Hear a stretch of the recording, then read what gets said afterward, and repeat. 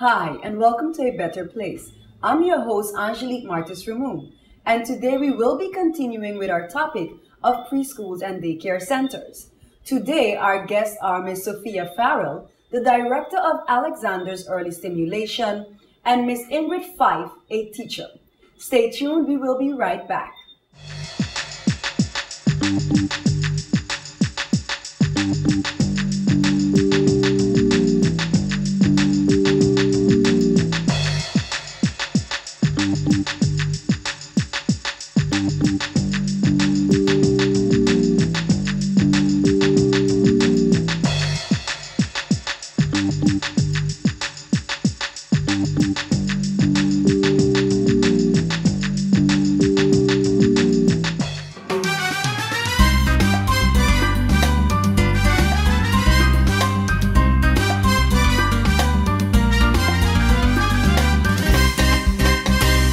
Sophia and Ingrid, welcome to A Better Place.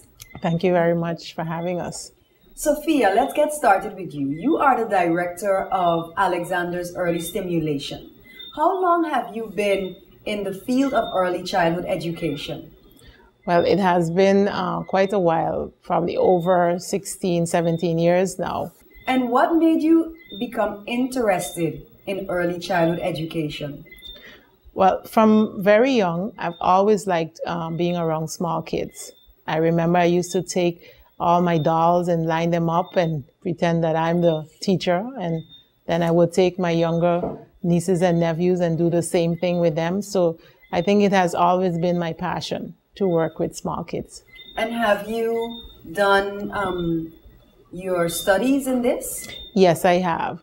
I did it here on the island through SIFMA. I did the LBO, and then I also did the MBO, which is management, to be a manager of a preschool and also of an after-school activity program. Have you always been in the director position, or did you start out by teaching first at a daycare?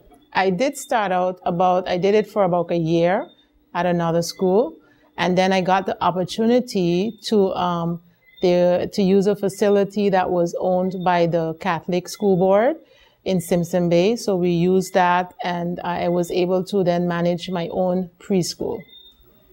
Wow, and you've been managing now for what, 16 years then? About 16 years. But the thing is, I went away for 8 years to live in St. Kitts, where I didn't work in preschool, but I kept abreast of everything that was changing within that world. Because the early childhood unit in St. Kitts would always call me and let me know when there would be a training. So even though I was not working in the field, I was keeping abreast of everything that was being changed and updated. Ingrid, tell us a little bit about your experience being an early childhood educator. Well, I have a little bit over 7 years after my training working in preschool. And I share somewhat of a similar experience as Miss Sophia. You know, it's the love for children, why I started out in preschool. And of course, you know, we always have like different opinions on how children should be reared and stuff like that. So after my training, it's like an eye-opener for me, you know, to see that there is a specific way of doing things, you know, so as to help children to develop in the right and proper way, so to speak. Okay. And how long have you been with Alexander Early Stimulation? Wow. This is going to be my 2nd month. Wow. And have you been teaching at other daycares here in St. Martin? Yes, I have. Tell us a little bit about your experiences thus far working with children on a whole. Working with children on a whole, it's a wonderful experience. You know, all children develop at their own pace in different ways, but they're all given the same opportunity, so to speak, you know, in development. And it's truly a wonderful, wonderful experience because children, they are what you call natural. You know, if you ever have a bad day, once you're around the kids, you put that behind you. You know, and you enjoy the day because you're around them. They're the naturalist thing that is set here on earth, and you're able to move on through the day. Yeah. Sophia, Since you've been director of your own school, do you think that that brings a lot of challenges with it? Or do you think being a teacher would have been easier? How have you been experiencing the directorship? Compared to being a teacher? Yes. It is different. It's a lot more responsibility because you are not only responsible for your classroom, for the kids that are in your group, but you're actually responsible for the total school, on the children and the teachers. So it is a big difference. But what I learned, the differences between a teacher and being able to get the opportunity to do the training for the management, it shows you a whole different picture of preschool. And I think everybody who is in the field, all teachers that have a preschool, the best thing to do is to do the management course because it gives you, it's an eye-opener and it really helps you to manage your daycare or your preschool in a more professional manner. So it is definitely a big difference and a lot more responsibility, but something that I enjoy doing, so I welcome the challenge. Oh, and how do you keep afloat in this business? Because I understand that there are about 40 different daycare centers on that side of St. Martin alone. Well, I guess because we have been open now for about 2 years, going on 3. November will make 3 years. And I guess what makes it different is that once parents are happy with your service, you don't even have to advertise that you have a daycare or preschool. It's just parents' word of mouth tells other parents. And then, of course, I think what parents respect is that you stick to whatever rules and regulations you have, or this is, you tell the parents that this is what we do, and you stick to what it is. I think parents more respect that. And then, of course, you always have other parents telling other parents. So it's just like a cycle.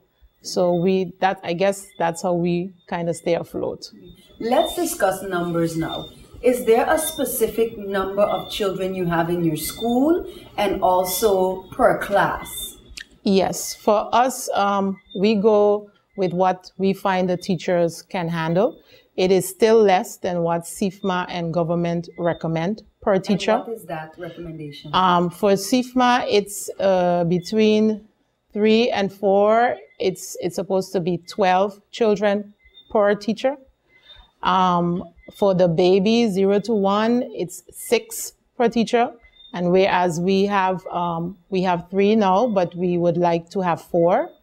The 1 to 2, it's about 8 or 10 per teacher. So we are now for us, it's 7 per teacher. So we are basically under all the different requirements that government has set in place.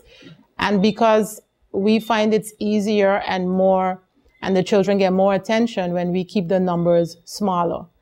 I know for some schools, it's difficult for them to do that because I guess it depends on their financial situation, what they charge for a preschool, and if it's feasible for them to meet their expenses. So it's you have to look at it in many different areas when it comes to the rules of government, and then what you as a experienced teacher find or a manager find that is much more suited for the children, and also make the working environment more enjoyable for the teachers. Sophia, thank you so much for that brief introduction to what you are doing thus far at Alexander's Early Stimulation.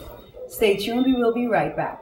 Are you looking for that prescription that the doctor just gave to you and you can't find it at no other pharmacy? Well, the Orange Grove Pharmacy is where you should be. The Orange Grove Pharmacy, we carry a wide range of American and European prescriptions and drugstore items. We also do personal care products. We offer friendly services and 24 hours emergency delivery. Charges may apply. We're open Monday to Friday, 8 a.m. to 6:30 p.m., Saturdays, 9 to 1 p.m. Orange Grove Pharmacy, supporting.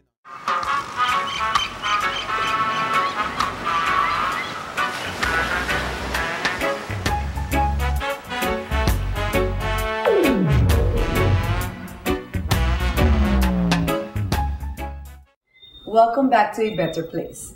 Ingrid, is there any difference you find in the curriculum at Alexander's Early Stimulation in comparison to the school where you came from?